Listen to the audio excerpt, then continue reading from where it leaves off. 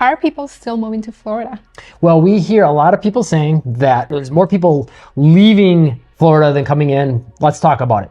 So, first of all, the inbound migration right now is still very much so a net positive. We're not the #1 state anymore in the United States. So, to get it out of the way, yeah, there's your video. You can leave. No, but Thanks for watching. Yeah, we want to talk a little bit more about the details as far as, what's going to happen in 2025 as far as migration, if Florida is still desirable, and some of the issues that are kind of happening in the state right now that we are not going to just, act like aren't things. So, first of all, we have a real estate team here, right, in Venice, Florida. What's been happening lately, Haiti?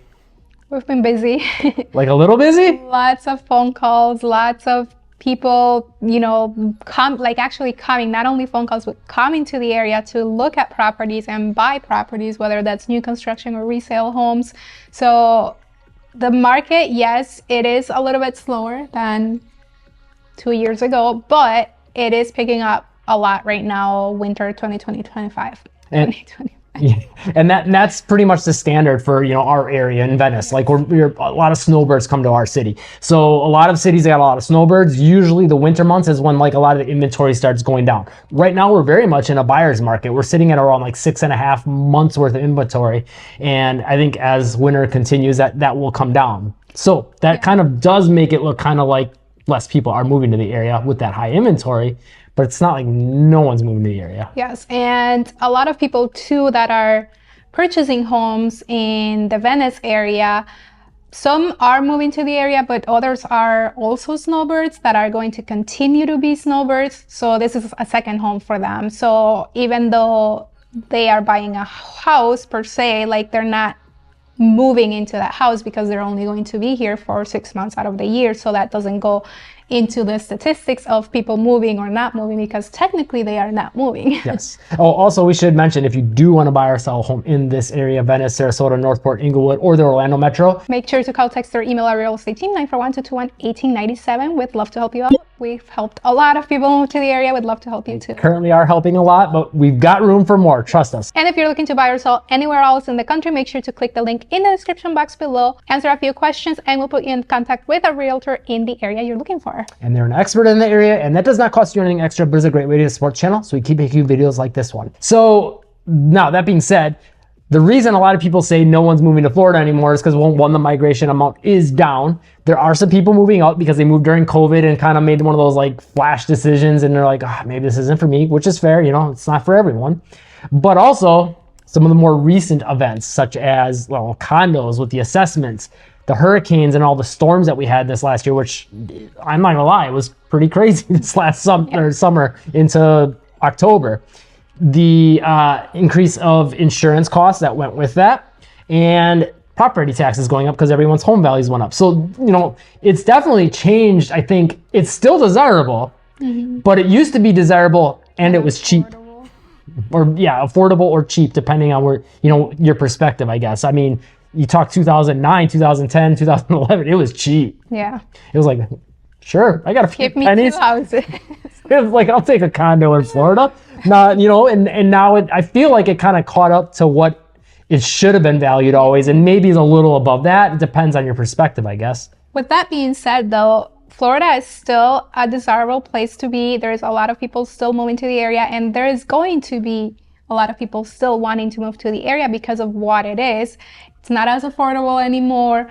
But when you're in the northern parts of the country, when you are, in your working age, right, you're always thinking, when I retire, I want to retire to Florida. So that still hasn't changed. It's just a matter of, can people afford it or not? But I think a lot of times, like, people, when they want to meet a goal, and if their goal is to retire in Florida, they're going to make it happen. And also with that, a few things that popped to mind. Number one, if you are cold and miserable and hate the cold and the gloomy and the dark, it's kind of depressing, honestly, to me. And if you're one of those people that's like me and never liked that kind of a vibe and that kind of weather, you're always going to feel that draw to come to somewhere warm. You know what I mean? So maybe you don't pick Florida now because it's less affordable, but there's still going to be a lot of people that want the warmest of the warm. Yeah. That's Florida, especially in the winter months. But also all the other things, like if you like the theme parks, I don't think there's anywhere else that has more theme parks than us, so there's that. If you like the beaches, Florida's world famous for our beaches. If you like golfing, Florida's very, very, very well known for golfing, fishing, boating. That's what Florida is. So like all those things are still always going to be draws. And even if the price is higher, not as many people will still move maybe, but you're still gonna have a lot of people moving and being interested in it. I don't think it's gonna take a lot, I think, for Florida to have a net negative migration. I agree. I think it's going to take a lot for that to change. I think a lot of people were just used to seeing, we were having like 1,000 people move to Florida in a day during COVID years. So I think people got used to that, to seeing all that migration, but now it's a lot lower. So because of that, everyone's like, oh, no one's moving to Florida. And I also think we got a lot of people that got used to, seeing those prices from 2008 to 2019 and kind of like look at that as like, well, that's what Florida should be, or that should be the expectation. And Florida's always had this reputation of being volatile, volatile market, big ups, big downs. I don't think we're going to see quite that level of that though this time. This is not 2008. I think we're just going to continue to see a flat price growth, or stagnant growth, I guess you could say, for the next 3 to 4 years. And that's going to basically allow the normal appreciation to kind of catch up with, where it historically would have been. But that being said, I don't think that, we're going to see people not want to move to the area anymore just because prices are high. I think it's going to keep people from being able to buy and think you're crazy for wanting to buy because of the insurance and, all the other things that have went up. And I don't think that's going to change. But with that being said, too, there's a lot of misinformation about insurance online and in the media and everywhere. It is a little more unaffordable for homeowners insurance because pricing did go up. I would even say quite a bit. I think that's fair. But it's still somewhat affordable. Yes. And a lot of people think that if you move to Florida, you're going to have a homeowner's insurance of like $7,000. Yeah, we've seen a lot of people, and a lot of people really believe that. And once we have those conversations, they're like, oh, okay, so that's actually a little bit lower than where I'm coming from, or that's actually pretty comparable to where I'm coming from. Now, I do want to say, though, it does depend where you are. Obviously, if you're like beachfront or a mile down the beach, then yeah, of course, your insurance is going to be higher. But if you're more inland, you have hurricane shutters or hurricane impact windows, insurance companies look at the house as a whole and how to mitigate for in case of a hurricane or flooding or things like that. And then that's how they're going to come up with your premium. Yeah, and with that, I also want to point out, like, we live in a beach city. We're in Venice, Florida. And so our insurance this last year was about $2,500. And it went up about $1,000, not last year, but the year before. So definitely a big increase. It was about $1,500. So that's a lot of extra money.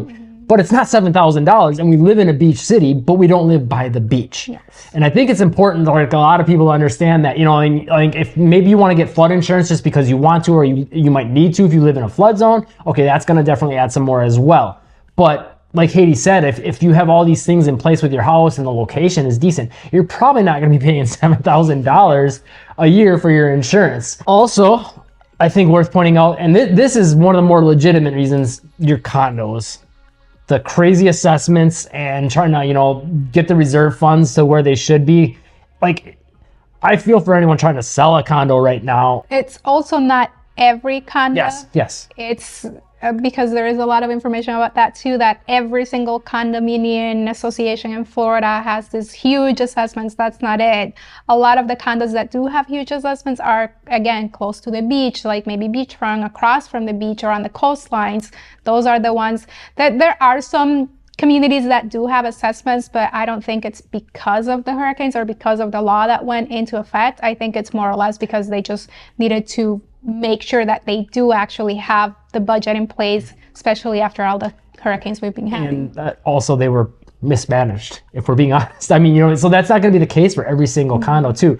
But I think you're still going to see, a hit in that. And like for a lot of people, that was like the one really affordable way of getting down to Florida. And that's going to become a little bit less of an option because of some of those assessments and just, well, on the flip side, I guess the more I think about it, because of that perception though, we might continue to see condo prices go down, even on the ones that don't have the assessment. So I guess maybe that's you're thinking about a little more, maybe that's something you should consider if you can find the right one that isn't having these huge assessments. If you're looking to buy or sell a home in the Sarasota down to Port Charlotte, Englewood areas, and Orlando Metro, make sure to call, text, or email our real estate team, 941-221-1897. We've helped a lot of people move to the area. We'd love to help you too. And if you're looking to move anywhere else in Florida or the United States for that matter, or sell a home anywhere else in the United States, click the link in the description, answer a few questions. That'll get you connected with a realtor in the area that you're looking for and is an expert in that area.